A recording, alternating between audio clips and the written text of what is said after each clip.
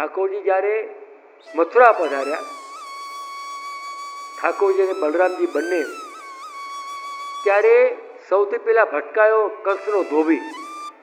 ધોબી તો દુષ્ટ હતો એટલે બરોબર ઠાકોરજી એને ધોબી પછાડ આપી. એટલે આપણે મલ કુસ્તી જે હોય ને વ્રજવાસી લોકો, એ લોકોને ખબર હોય, મને બી ખબર હતી, ધોબી પછાડ એક દાવ આવે છે નાનપણમાં, કયા હોય હવે ખ્યાલ નથી મને.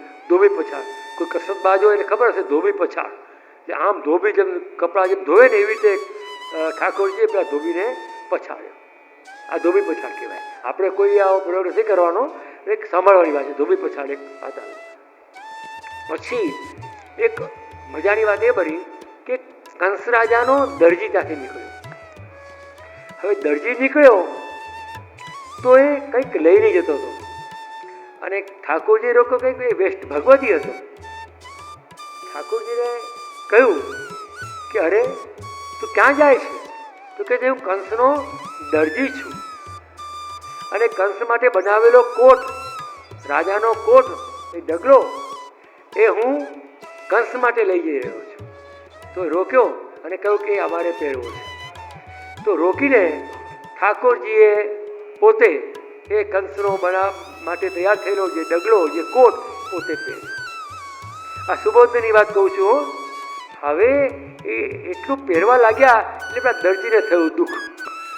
મહાપુરુષજી કહે છે કે દરજીને દુઃખ શા માટે થયું? ચલો, ઠાકોરજી એટલા માટે નહીં કે કંસ લડશે, એટલા માટે નહીં કે રાજનો અપરાધ કર્યો, એટલા માટે નહીં કે રાજાને પહેરતા પહેલા બીજાને કેમ પહેરાયો, પણ મહાપ્રભુજી એ દરજીના મનની વાત જાણી ગયા. અને મહાપ્રભુજીએ કહ્યું કે દરજીને દુઃખ એટલા માટે થાય છે કે કપડાં બનાવવા, સીવવા અને ફિટિંગ કેવી થઈ છે એ જોવું કામ દરજીનું છે. તમે જોજો, દરજી આપણું બનાવે તો આપણે ના પહેરવા દે, હું પહેરાવું છું આમ કરીને બરોબર જોયું. એ સેવા કોની છે? દરજીની. પણ અહીંયા ઠાકોરજી પોતે પહેરી રહ્યા છે એટલે દરજીને થયું કે મારી સેવા છૂટી, એટલે એને દુઃખ થાય છે.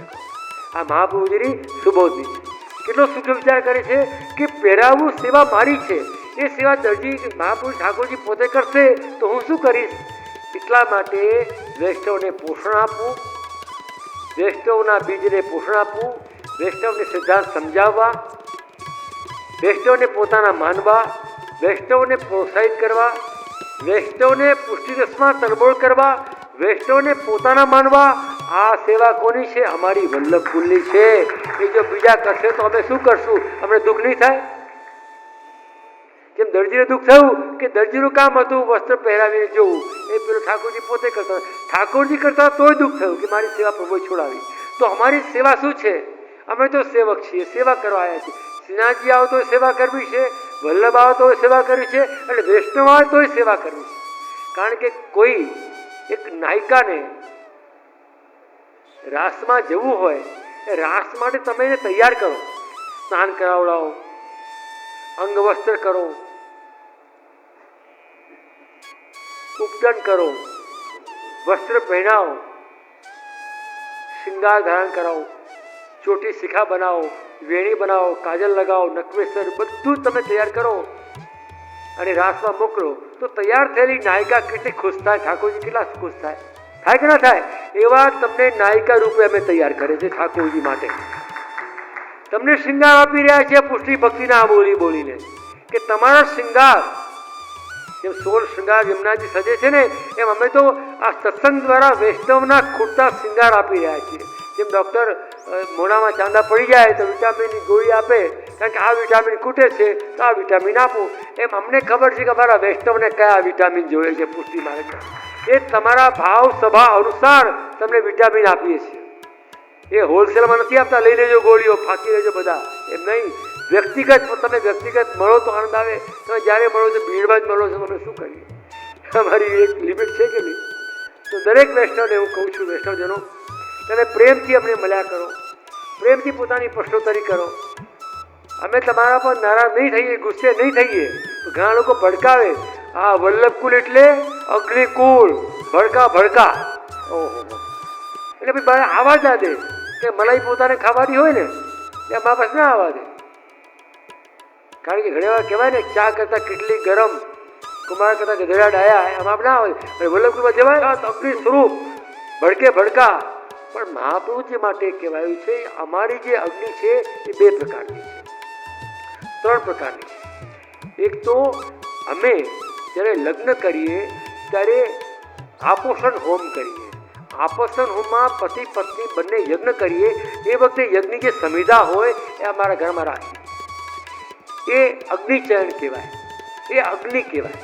એ જ્યારે સોમવેદ ઇત્યાદિ કરીએ ત્યારે એનો ઉપયોગ એ લૌકિક અગ્નિને વેદાગ્નિમાં પ્રગટ કરી યા પછી જ્યારે અમારો દેહ પ્રાણ નીકળી જાય ત્યારે સંસ્કાર કરવા માટે લોકોના સંસ્થાનમાં અગ્નિ પ્રગટ થાય છે કે નહીં? અમારા કુળમાં એ જે અગ્નિ છે એને પ્રગટાવીને ઘરેથી લઈ જવું પડે, એટલે અગ્નિકુળ. બીજું કે આ વિરહ અગ્નિ છે, કેવી જાતની છે કે બીજી તમે લૌકિક અગ્નિ હોય એ તમે પાસે જાઓ તો દજાય, દૂર જાઓ તો શાંતિ. એમાં વિરાગ્નિ કેવી છે અમારી વલ્લભકુળની કે પાસે આવો તો શીતળતા, દૂર જાઓ તો તાપ. હવે તાપ તમને તમારો થઈ રહ્યો છે, નામ અમારું. આપણે દૂર તમે ગયા, તાપ તમને થયો, નામ અમારું. એ કેમ ચાલે? ઘરે કોઈને ભરે કોઈ કલયુગમાં ચાલે? પુષ્ટિમાનમાં કહેવાય છે કે વલ્લભની અગ્નિ કેવી છે કે પાસે આવો તો શીતળતા, દૂર જાઓ તો તાપ. લૌકિક અગ્નિ કેવી છે કે પાસે આવો તો તાપ, ભડકે ભડકા, એ બોમ્બ ફૂટ્યો, ટાઈમ બોમ્બ ફૂટ્યો એમ થાય. અને નિકટ આવો તો શીતળતા મળે. તો તમને આહ્વાન આપું છું, નિસંગ ભલે તમે નિત્ય મને મળતા હોય કે ના મળતા હોય, જ્યારે પણ વૈષ્ણવ માત્રને કોઈ પણ ઘરનો સેવક હોય, મૂળ તમને જ્યારે પાસપોર્ટ મળે છે તો ઇન્ડિયાનો મળે છે, રાજકોટ અમદાવાદ કરી કે કલોલનો નથી મળતો. એમ તમે જ્યારે શરણે આવો છો તો વલ્લભના ઘરમાં આવી રહ્યા છો, તમે વલ્લભના સેવક છો. હરિરાયજી કહે છે કે વલ્લભી સૃષ્ટિ સમાજ સંગ મિલ જીવન કો ફળ પાઈએ. એમ નથી કહેતા કે મેરી સૃષ્ટિ. આપણે લોકો તારું મારું કરીએ છીએ. છોરું કછરું થાય, માવતર ન થાય, છે કે નહીં વાત? તો અમે તમને પોતાના માનીએ છીએ, નિર્જન માનીએ છીએ. તમે જ્યારે અમારી આરતી ઉતારો છો ને ઘણી વાર વૈષ્ણવ પરમ કૃપાળ શ્રી વલ્લભ નંદન, ત્યારે હું મારા નેત્ર બંધ કરું છું. તો એ કે મને પૂછ્યું આપ નેત્ર બંધ કેમ કરો છો?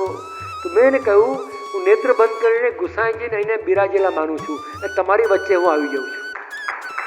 કેમ કે આ લીલામાં આ જગતમાં અત્યારે હું ગુરુ તરીકે છું, તમે વૈષ્ણવ તરીકે છો. પણ આ લીલામાં શી ખબર તમે ક્યાં ને હું ક્યાં, કોઈ આગળ હોય કોઈ પાછળ હોય. એટલે વૈષ્ણવ બનીને ગુસાઈજીની ભક્તિ કરું છું. કારણ કે મારામાં એક વૈષ્ણવ તો અમારા દાદાજી એમ કહેતા કે તમારે બેટા ગુરુ બનવું હોય ને તો તમે ચેલા બનાવો, પણ તમારે જો વૈષ્ણવ બનાવવા હોય તો સૌથી પહેલા વૈષ્ણવ તમે થાઓ. આ અમારા સંસ્કાર છે. તુજ સંગે કોઈ વૈષ્ણવ થાય તો તું વૈષ્ણવ સાચો, નહીં તો કાચો.